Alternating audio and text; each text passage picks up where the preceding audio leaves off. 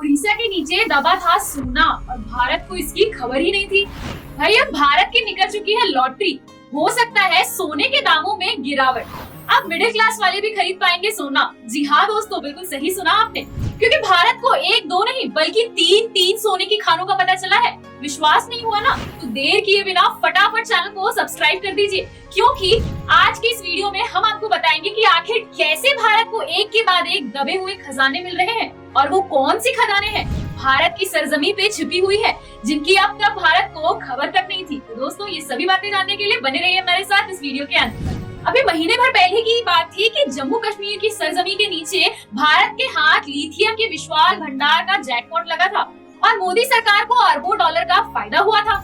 और अब तो ऐसा लगता है मानो भारत के दोनों हाथ घी में और सर कढ़ाई में है, क्योंकि ओडिशा की जमीन के नीचे भारत को मिली है 3 सोने की खाने, जिसकी कीमत हजारों करोड़ रुपए की है। जी हाँ, ये खजाना जियोलॉजिकल सर्वे ऑफ इंडिया के 2 साल की कड़ी मेहनत के बाद भारत को हाथ लगा है।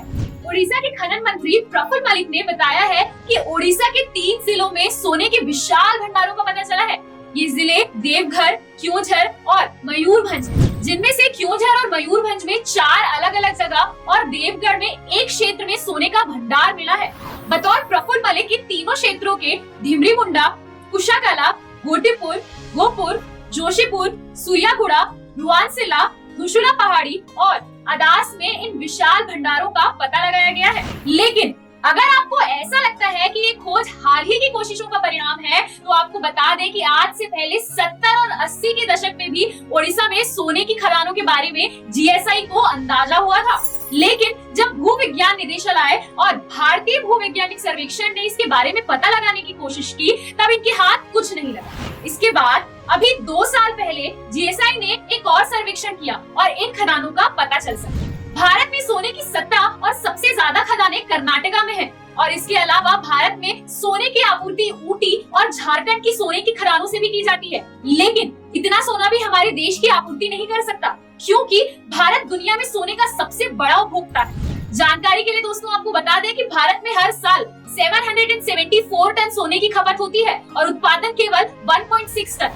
तभी तो हमारे देश को बाहरी देशों से सोना खरीदना पड़ता है और यही वजह है कि भारत में सोने की कीमतें लगातार बढ़ती जा रही है। तो अब जब भारत को इतनी भारी मात्रा में सोना मिल गया है, तो यकीनन अब भारत को दूसरे देशों से सोना खरीदने की जरूरत बिल्कुल भी नहीं पड़ेगी।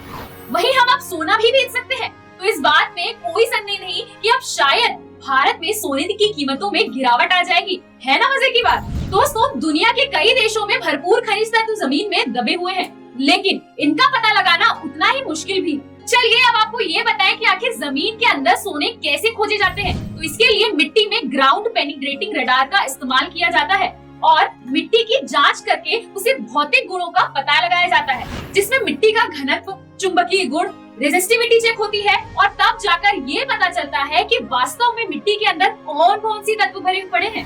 अब इस इंफॉर्मेशन से एक ग्राफ तो तैयार होता है, जिसके आधार पर मिट्टी का कोर एनालिसिस किया जाता है। फिर शुरू की जाती है मिट्टी की कई परतों की खुदाई और इस काम में मदद करती है जमीन के नीचे खुदाई करने वाली ड्रिलिंग मशीन, जिनकी मदद से मिट्टी के नीचे का थोड़ा थोड़ा मटेरियल निकालकर उसका विश्लेषण किया जाता है और फाइनली ये पता चल जाता है कि आखिर मिट्टी के भीतर कौन सा तत्व मौजूद है। इस तकनीक के अलावा जमीन के भीतर छिपे खनिज, सोना, चांदी का पता लगाने के लिए VLF टेक्नोलॉजी का भी इस्तेमाल किया जाने लगा है। इसके लिए जमीन के भीतर तरंगे भेजी जाती है। एक बार इन तरंगों से टकराने के बाद VLF रिसीवर जमीन के अंदर मौजूद धातुओं के चारों तरफ एक इलेक्ट्रोमैग्नेटिक फील्ड बनाता है और जब ये किसी खास धातु को ढूंढ लेता है, तो इस डिवाइस में तरंगे पैदा होने लगती है और फिर वही खुदाई करके इन खनिजों को निकाल लिया जाता है। लेकिन जमीन के नीचे छिपे हुए खनिजों को ढूंढना कोई हथेली में सरसों उगाने जैसा नहीं है। इसके लिए बहुत बड़ी बड़ी टेक्नोलॉजी मशीनें और बहुत भारी भरकम खर्चे की जरूरत होती है। यही वजह है कि पाकिस्तान में सोने की इतनी सारी खान होते हुए भी वह आज तक इनका पता और सही इस्तेमाल नहीं कर पाया है और उन्हीं खदानों की वजह से चीन पाकिस्तान पर अपनी घात लगाए बैठा है। तो दोस्तों और देशों का ना देखते हुए अपने भारत का देखो। तो पिछले साल की वर्ल्ड गोल्ड काउंसिल की एक रिपोर्ट में ये बताया गया कि अगर भारत में इसी तरह खनिजों की खोज की, तो एक वक्त ऐसा आएगा जब हम दुनिया में भारत को सोने के सबसे बड़े उत्पादक के नाम से जानेंगे। तो दोस्तों, ये थी भारत के हाथ लगे जैकपॉट की कहानी।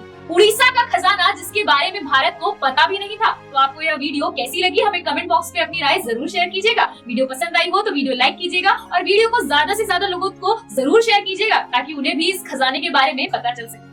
दोस्तों, इस वीडियो में दी गई सारी जानकारी हमने इंटरनेट के माध्यम से ली है। इसमें हमारा कोई भी हस्तक्षेप नहीं है। यह वीडियो केवल शैक्षिक उद्देश्य से आप सभी को पूरी जानकारी देने के लिए और आप सभी के एंटरटेनमेंट के लिए बनाया गया है। वीडियो को अंत तक देखने के लिए आप सभी का धन्यवाद। तो मिलते हैं अगले वीडियो में।